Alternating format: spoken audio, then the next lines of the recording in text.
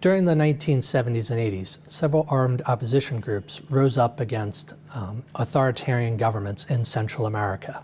At the end of the 1980s and the early 1990s, 3 of those groups transitioned themselves into political parties, and for the last 20 years have competed in relatively free and fair democratic elections.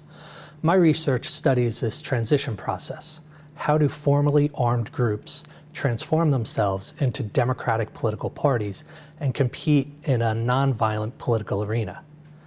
For the last 20 years, I've made over 10 trips to Central America, mostly to El Salvador, Guatemala, and Nicaragua, looking at the Farabundo Martí National Liberation Front in El Salvador, the Guatemalan National Revolutionary Unit in Guatemala, and the Sandinistas in Nicaragua. I look at the way the organizations formed during the war to really understand how these armed groups could successfully transform themselves into democratic political parties.